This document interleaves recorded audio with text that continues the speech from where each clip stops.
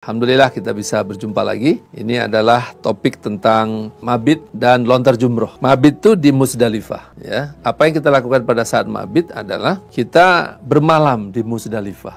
Kalau bermalam di Mina ada tendanya Pak. Tapi kalau mabit di Muzdalifah beda. Hanya ada ambal, ya kan? Bahkan kadang-kadang nggak cukup ambalnya. Terpaksa pakai lembaran sajadah yang tipis dan atapnya nggak ada, atap langit. Ya?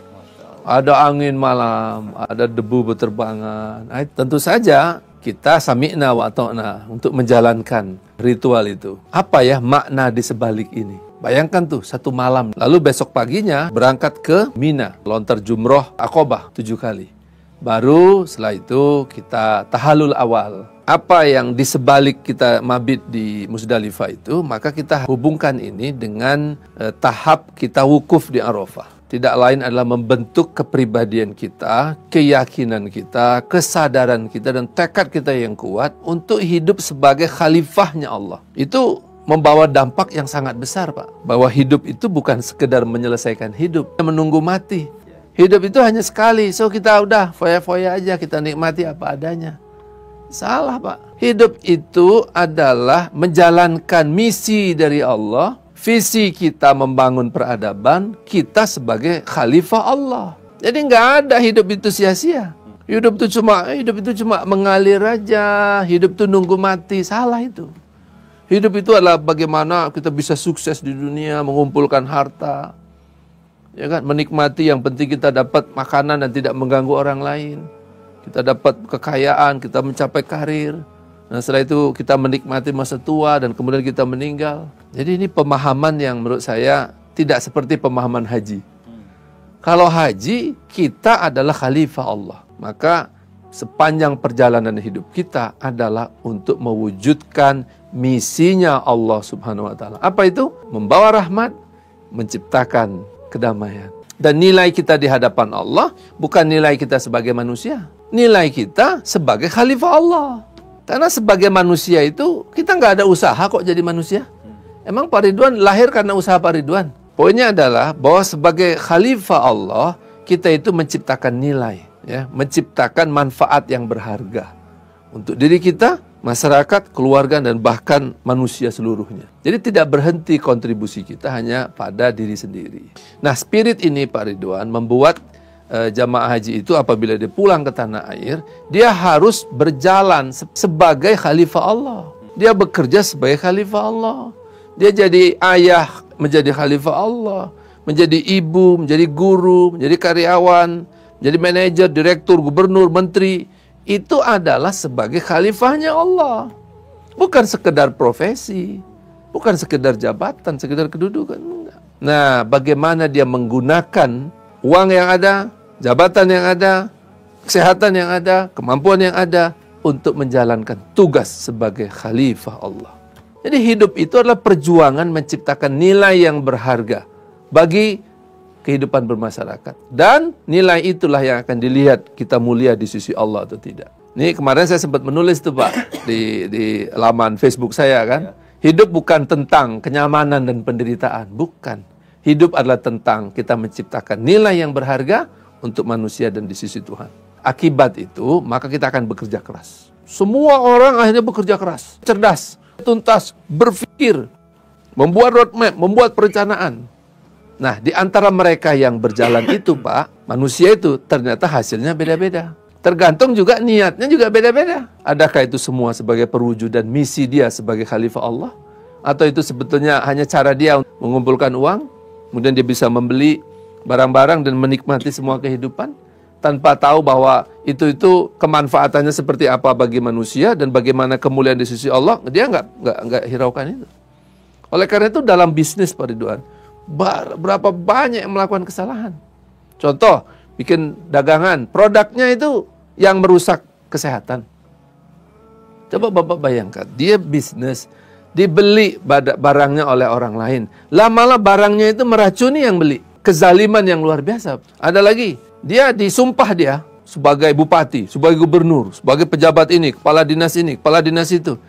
Malah mengambil uang negara untuk dirinya. Nah, jadi orang mengatakan hidup itu pilihan. Pilihannya itu ada 5, Pak. Escape itu maksudnya kita lari dari kehidupan.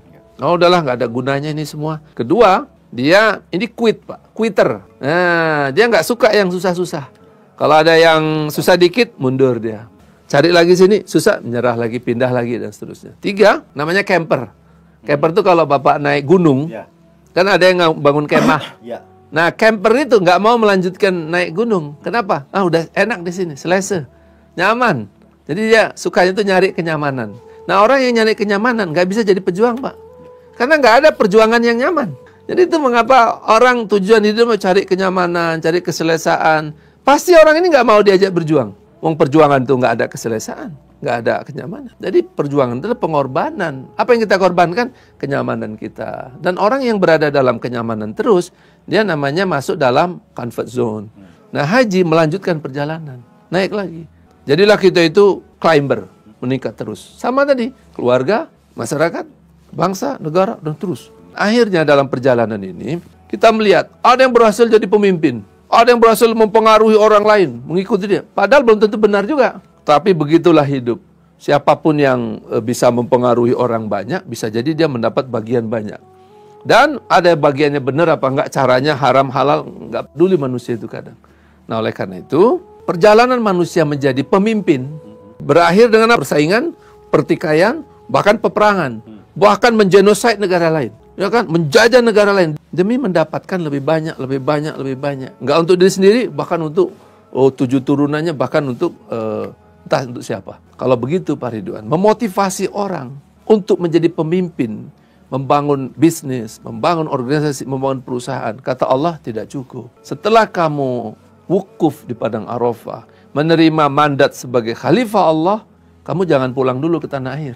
Berbahaya, dimotivasi untuk jadi orang hebat, berbisnis, tiba-tiba melakukan abuse of power, melakukan penyelewan, penyimpangan, korupsi, ya kan, membuat kerusakan. Oh jangan pulang dulu. Setelah wukuf, jangan pulang. Kamu pergi dulu ke Muzdalifah. Pergi dulu besoknya ke lontar jumroh di Mina. Apa yang kita lakukan di Muzdalifah itu? Berzikir yang banyak, kata Allah. Fazkurullah. Berzikirlah kamu kepada Allah yang banyak dan apa yang dilakukan dulu sunnahnya adalah kita mengutip batu-batu. Untuk besoknya kita pergi di Mina lontar jumroh. Nah, pengertian kita mengutip batu inilah yang sangat mendalam, Pak. Saya waktu haji, saya rasakan betul bagaimana mengutip 1, 2, 3, sampai 70 batu, Pak. Menurut saya nggak elok kalau itu dikasih batunya. Nih batunya, nggak ada proses.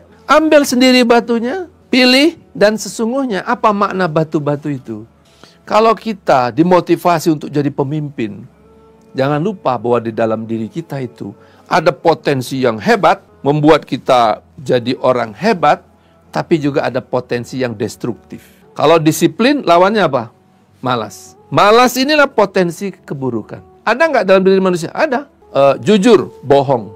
Adil, curang. Potensi fujur inilah sesungguhnya yang menjadi potensi keburukan di dalam diri kita. Allah mengatakan, fa'alhamaha fujuraha wa taqwaha. Qad aflaha man zakkaha wa qad khaba man dassaha. Kepadamu itu Allah mencurahkan karunia, ada keburukan, ada ketakwaan. Tapi siapa yang beruntung, kata Allah? Mereka yang mensucikan yang buruk ini, artinya yang kebaikannya ini terpelihara dengan baik, bukan hanya terpelihara sebagai potensi, tapi terpelihara dia terwujud di dalam kehidupan nyata. Jadi sesungguhnya di Muzdalifah itu adalah kita berhitung, kita introspeksi diri. Bahasa kita muhasabah diri. Ketika kita bermuhasabah diri, bukan sekedar kita mengingat dosa-dosa kita. Tadi udah taubatnya di Padang Arafah. Di Muzdalifah kita melihat segala kelemahan-kelemahan dan sifat-sifat fujur dalam diri kita. Berapa kali saya malas? Berapa kali saya tidak kreatif? Berapa kali saya tidak inovatif? Berapa kali saya tidak membersihkan rumah saya? Berapa kali saya membuang sampah sembarangan? Berapa kali saya tidak merapikan meja kerja saya? Dihitung semua, Pak. Semua itu adalah keburukan-keburukan yang bersemayam. Nah, kebanyakan manusia itu nggak bisa melihat kelemahan-kelemahan diri ini. Gajah di peluk mata tidak kelihatan. Semut di ujung lautan kelihatan. Dia nggak mampu melihat kelemahan-kelemahan yang ada pada dirinya sendiri, pada lingkungan terdekatnya. Nah, seorang yang haji dilatih, kamu cek apa-apa yang parasit-parasit yang ada di dalam dirimu. Jadi ini ibarat tanaman, Pak, pohon. Pohon itu kan seharusnya tumbuh besar, rimbun, rindang, berbunga, berbuah. Tapi kalau ada parasit, kering dulu, Pak. Daunnya jadi layu. Kan itu parasit, Pak. Begitulah banyak manusia. Harusnya dia tumbuh besar, hebat, ya kan, dengan semua sifat-sifat kebaikannya, malah tidak seperti itu. Kenapa? Karena parasitnya, kemalasannya, kebohongannya, menipunya, ya kan, tidak adilnya, tidak kreatifnya, tidak berbuat segala macam yang buru-buru. Jumlahnya banyak sekali, Pak. Kalau ditulis ratusan, Pak. Ratusan. Saya punya daftarnya itu. Semua sifat-sifat buruk manusia itu, banyaknya. Apalagi permisif, apalagi tidak peduli, apalagi cuek, apalagi suka ngomongin orang, apalagi ghibah, apalagi fitnah. Banyaknya, Pak. Masya Allah. Itulah yang menggerogoti potensi kebaikan manusia. Nah, kata Allah, pergilah kamu di Musdalifah itu, ambil batu-batu itu. Artinya apa? Kita harus bisa memilah di situ, Pak. Mana potensi kebaikan kita, mana parasit yang ada dalam diri kita. Kalau perlu, Pak, kita tulis tuh satu-satu, mana potensi keburukan saya. Nggak cukup 1 halaman 2 halaman, Pak. Ya kan? Nah, itulah yang dilambangkan dengan batu-batu itu. Jadi sesungguhnya kita berhitung parasit dan toksik yang ada dalam diri kita. Besok kita pergi ke Mina. Nah, di Mina kita ngapain? Semua pemilihan, hasil introspeksi, hasil muhasabah diri, atau dalam bahasa yang lain itu tazkiyatun nafs. Kita membersihkan atau memurnikan fitrah kita, memurnikan jiwa kita. Nah, kata Allah, jangan hanya direnungkan, tapi kamu praktekkan. Kan namanya ibadah fisik, ibadah mental. Ambil batunya, buang batu itu. Artinya apa? Kita membayangkan bahwa batu-batu itu adalah mewakili parasit, toksik, racun-racun yang ada dalam kesadaran kita, diri kita, apapun bentuknya tadi, batu. Kemudian kita lempar. Artinya apa? Kita buang. Itu tidak hanya ada dalam diri kita, Pak. Jangan lupa. Keburukan juga ada dalam diri lingkungan. Oleh karena itu lingkungan itu kita jangan biarkan kalau dia memang merusak diri kita. Itulah perlunya nahi mungkar. Tidak cukup amar ma'ruf, tapi juga nahi mungkar. Jadi kalau lingkungannya nggak beres, kamu terpanggil dong untuk memperbaiki. Kamu kan khalifah Allah. Nah, itulah kenapa ada nahi mungkar. Jadi begitu ada setan di sana, kita lempar dia. Ya kan? Kita lempar lagi. Kita lempar lagi. 70 kali, Pak. Ya kan? Di hari tanggal 10 Zulhijjah itu, ya, kemudian di hari 11, 12, 13. Dengan 70 batu itu diharapkan orang kalau sungguh-sungguh melaksanakan itu, Pak, maka muncul di dalam dirinya satu kekuatan. Dia harus menampilkan kebaikan, amar ma'ruf toh. Dia membuang keburukan dan mencegah keburukan yang ada di lingkungan. Jangan diam aja, ya kan? Ini ibarat ada gelap dan ada terang, ada cahaya. Sebetulnya gelap itu nggak ada, Pak. Buktinya Bapak masuk ruangan, nggak ada lampu. Apa yang terjadi? Gelap. Nah, apakah gelap itu ada? Dia gelap ada karena nggak ada cahaya. Jadi caranya jangan mengutuk kegelapan. Hidupkan cahaya. Begitu Bapak hidupkan cahaya, maka gelapnya akan hilang dengan sendirinya. Jadi sebetulnya apa?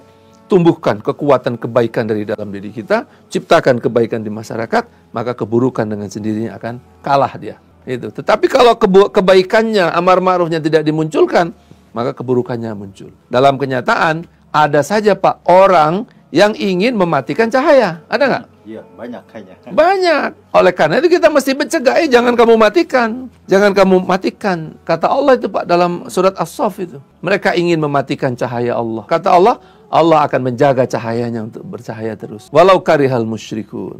Nah, jadi apa? Ini adalah cahaya yang harus kita hidupkan dari dalam diri kita, amar ma'ruf. Potensi keburukan yang akan mematikan cahaya, nahi mungkar. Itulah yang dipraktekkan di dalam lontar jumroh. Kita buang. Masya Allah. Sehingga ketika kita mau lemparkannya itu, Pak, harus dengan energi, harus dengan kesungguhan, harus bahkan membayangkan apa keburukan kita buang. Dan apa ada keburukan di lingkungan itu yang kita cegah. Jadi jangan seperti yang tuduhan orang-orang di luar Islam itu. Apa itu umat Islam lempar-lempar batu? Nah, mereka nggak ngerti maknanya. Perjalanan haji yang demikian dahsyat menjadi karena nggak paham aja. Jadi betapa, Pak? Bukankah itu yang kita lakukan di perusahaan-perusahaan? Apa itu namanya? Namanya adalah transformasi. Bapak tahu yang namanya transformasi itu adalah perbaikan. Perbaikan itu apa artinya? Yang nggak baik diapain? Ya dibuanglah. Yang baik dikembangkan, ditingkatkan. Jadi transform itu adalah pindah dari keadaan di mana banyak keburukan kita kepada yang lebih baik. Hijrah ya. Hijrah. Jadi itulah yang terjadi pada saat di Musdalifah dan di Mina. Kita melakukan introspeksi diri, kita melakukan penjernihan diri, kita melakukan tazkiyatun nafs, amar ma'ruf, nahi mungkar saat di Mina. Apa efeknya di tanah air? Kita membuang semua parasit-parasit kita. Apa keburukan kita? Banyak, Pak. Kalau udah pulang ke tanah air, banyaknya, Pak. Potensi dosa, potensi keburukan. Yang ngomong nggak beres lah, yang ngomong nyakitin istri, nyakitin anak, ya kan? Yang nggak peduli dengan lingkungan, gitu. Membuang sampah sembarangan, meletak sendal nggak pada tempatnya. Kan itu keburukan, Pak. Ya kan? Tidak merapihkan tempat tidurnya, malah merusak bagi lingkungan. Waduh, ngeri, Pak. Kalau itu, Pak, tidak disadari, maka kita sama saja membiarkan racun untuk menyerang diri kita. Oleh karena itu, hikmah daripada kita lontar jumroh itu pulang ke tanah air adalah melakukan amar ma'ruf, melakukan nahi mungkar, membersihkan semua toksik dan parasit yang ada di dalam diri kita. Sehingga, bayangkan, Pak, kalau di rumah kita lakukan itu, kan jadi keren kan? Wah, kantor gimana? Bersih, Pak. Wah, masjidnya bersih. Semua orang bersikap seperti itu. Di sekolah, di kantor. Wah, semua orang terpanggil untuk melakukan amar ma'ruf nahi mungkar, amar ma'ruf nahi mungkar. Nggak ada korupsi, Pak. Karena setiap orang terpanggil untuk berbuat amar ma'ruf nahi mungkar. Coba kalau pemimpin kayak gitu, Pak, sudah melakukan amar ma'ruf nahi mungkar, punya kekuasaan. Punya harta, ya kan? Punya jabatan, punya ilmu. Oh, ya lancar amar ma'ruf nahi mungkarnya. Cuma masalahnya ketika dia punya jabatan, dia nggak berani melakukan amar ma'ruf nahi mungkar. Karena kalau dia lakukan itu, mungkin dia merasa nanti dia khawatir kehilangan jabatannya. Nggak berani dia bertindak. Maka sebelum kita amar ma'ruf nahi mungkar, sebelum itu bersihkan dulu. Supaya apabila kamu jadi penggerak, memimpin orang, mereka kamu bawa kepada jalan yang baik. Coba bayangkan, udah jadi pemimpin, kotor jiwanya, hancur, Pak, semua. Jadi menteri, rupanya banyak boroknya dalam hatinya. Banyak toksik, parasit, hantu blau pun ada di dalam hatinya. Ngeri, Pak. Dan itu efeknya bukan pada diri sendiri, tapi pada lingkungan. Bayangkan kalau orang pejabat tinggi, rusak jiwanya. Ada hantu di dalamnya, ada jin di dalam batinnya itu. Ada setan dalam batinnya itu. Apa nggak hancur rakyat, Pak? Hancur negara. Itulah kenapa orang haji. Supaya dipretelin dulu itu semua toksik-toksik ada dalam diri itu. Toksik ada dalam pikiran itu, ya. Nah, itulah kalau kita pergi ke buku-buku motivasi, Pak, maka di situ kita harus mampu melakukan penjernihan semua toksik di kantor kita.